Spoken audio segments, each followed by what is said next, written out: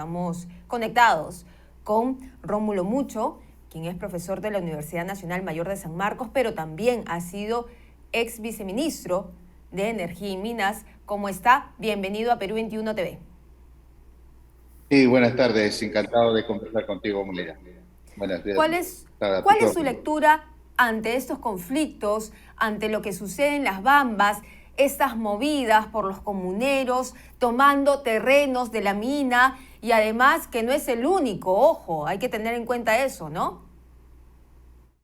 La lectura es una falla estructural del Estado, donde ya no hay respeto a la propiedad privada, donde no hay respeto al orden, no hay seguridad, y esto está dentro de un desgobierno total, porque no se entiende de otra manera que el Estado tiene que estar presente para poder catalizar, mediar, facilitar la conversación, el diálogo entre todos los actores.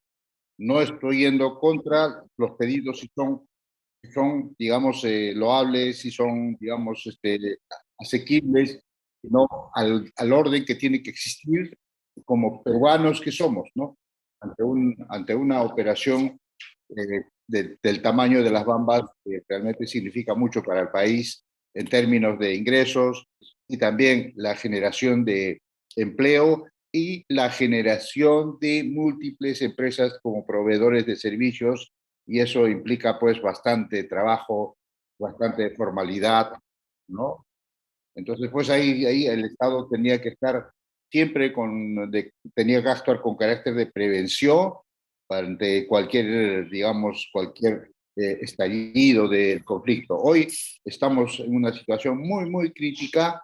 Aquí se necesita un diálogo franco y sincero. Y la herramienta más poderosa sigue siendo el diálogo, pero franco y sincero, ¿ya? Para aterrizar todas las expectativas sobre expectativas y del por qué, porque entendemos, o los que conocemos esto, digamos, ha habido unas transacciones, ventas, ¿no? Ya al ser esto ya es una propiedad privada, y ya pues no se puede invadir porque estás violentando, digamos, el Estado de Derecho, ¿no? El respeto a la propiedad privada.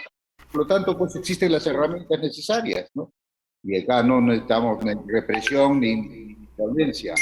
Simplemente el diálogo tiene que ser con autoridades también, con competencia, potentes, con autoridad y respeto, ¿no?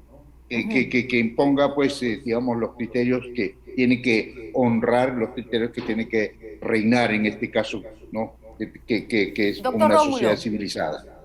doctor Rómulo, esto de repente se hubiera atacado de manera inmediata, si es que hubiera habido una reacción inmediata, valga la redundancia, del gobierno central. Pero han tenido contemplaciones, no solamente con las Bambas, esto ya se veía venir desde hace bastante tiempo.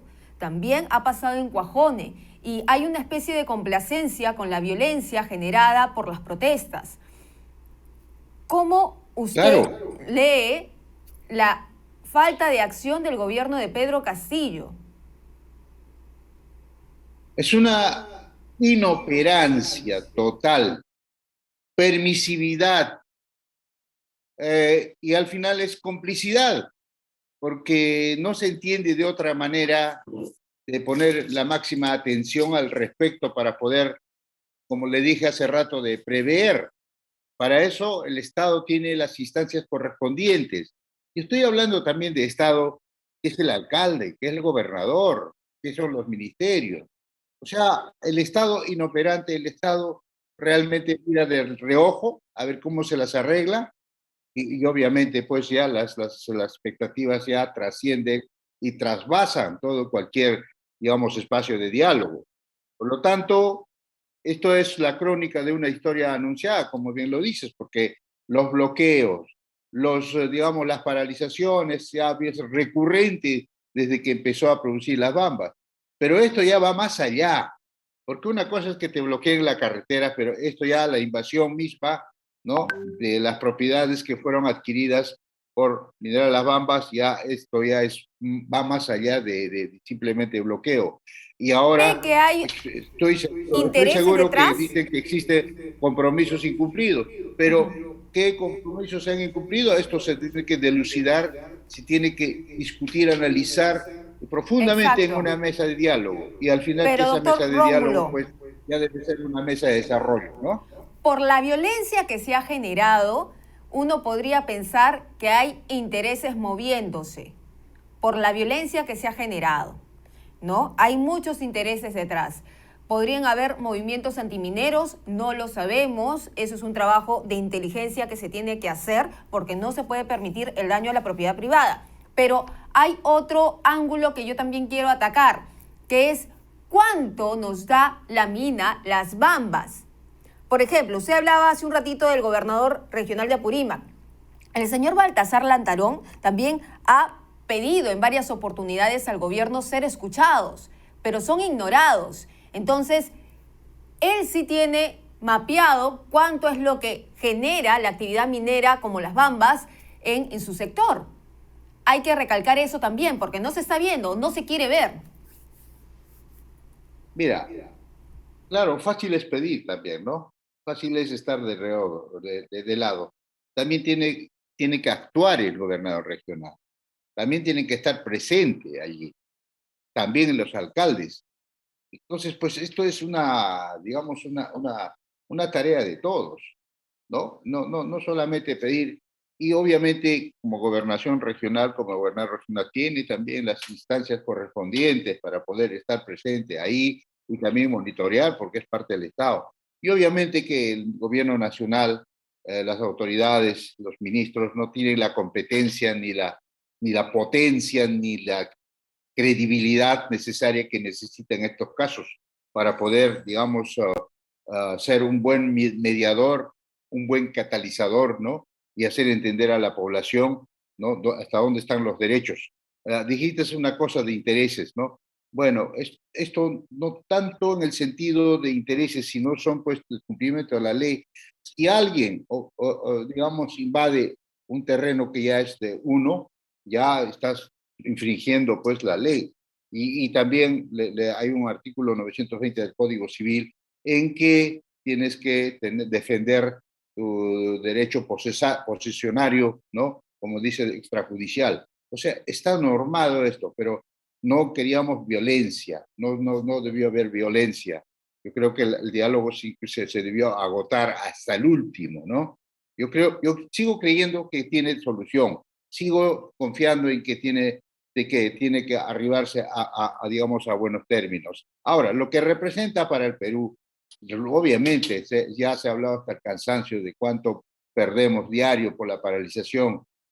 Produce casi 400.000 toneladas, tiene la capacidad de a $10.000 el cobre, más o menos su facturación estaría un poco menos de 4.000 millones de dólares, de los cuales pues hay bastante generación de impuestos, regalías. Ya empieza a pagar también los impuestos a la renta, entonces ya sale el canon. En regalías ya había completado más de 1.500 millones de soles, ¿no? Y en canon creo que ya este año le tocaba 600 millones de soles, que más o menos sacando por vía es 4 millones diarios en impuesto a la renta y 1.2 millones de soles diarios como regalías que pierde hoy día la región.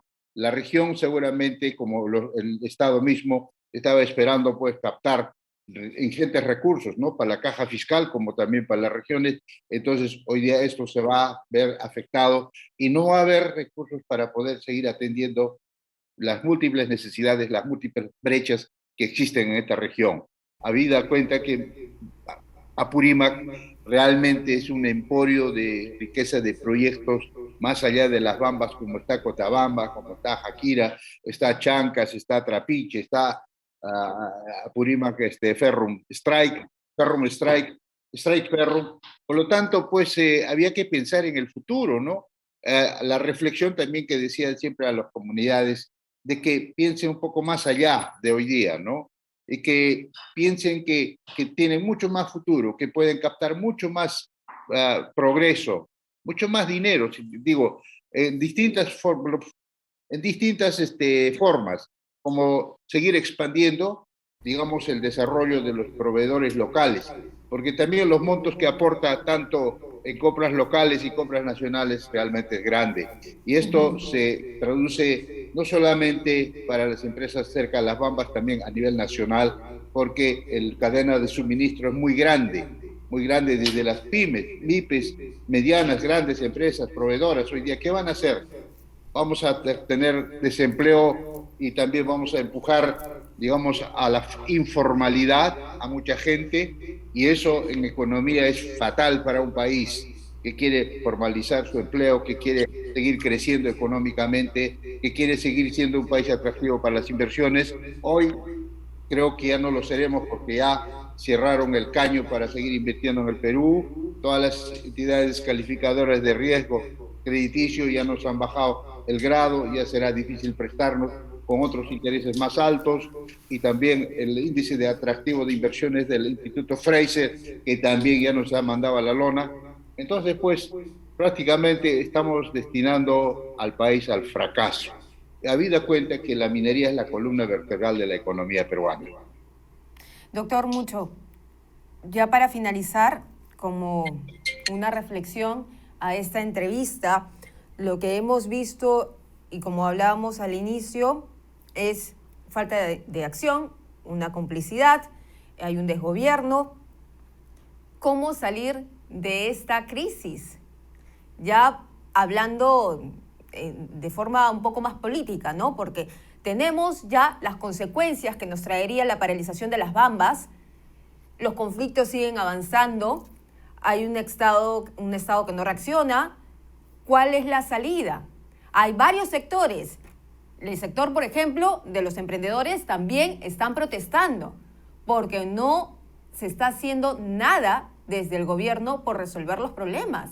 ¿Cuál es la salida? La salida es un cambio de rumbo del gobierno, que si sigue persistiendo en la nueva constitución, en este intento oculto aparentemente de nacionalizar o crear empresas nacionales de cobre, no trae nada, ninguna buena noticia para el país. Ya, quizás en otro momento ya como podríamos discutirlo, pero hoy que estamos saliendo de una crisis sanitaria, una crisis económica, y más bien necesitábamos un gobierno proactivo, un gobierno inteligente que regularice y que inyecte más capital, más incentivo, más atractividad para todo, no solamente para las inversiones extranjeras, también para las inversiones nacionales. Hoy estamos viendo en Expomina, son miles de proveedores que están exhibiendo sus productos. Me siento orgulloso de ser peruano. Yo también vengo de una comunidad campesina y hoy sé que muchos comuneros hoy ya son miles de empresas que hoy prestan servicios. Y eso ha sido digamos, un logro grande de la minería porque ha desarrollado capacidades y ha desarrollado, digamos, emprendimientos. Y hoy mismo es una pena grande que, digamos, estas empresas ahora no tengan que despedir a la gente, ¿no? Despedir a la gente, y vamos a una informalidad, a un empobrecimiento, habida cuenta que también suben las cosas, suben los alimentos a nivel internacional, subió el trigo, subió el maíz, subió el petróleo, y entonces pues el Perú se ve desnudo, porque el Perú sí tiene capacidad para poder enfrentar cualquier externalidad que se presente, porque tiene capacidad, tiene, pero con esto estamos destinando, castigando al Perú, digamos, hacia un fracaso absoluto. Muy bien, muchísimas gracias, ingeniero Mucho, por estar con nosotros aquí en Perú 21 TV, dando sus alcances y también la reflexión final que nos trae todos estos conflictos y la invasión a la propiedad privada que se tiene que condenar. No puede haber paso a la violencia en este tipo de protestas que están realizando en las Bambas. Muchísimas gracias. Gracias a ustedes.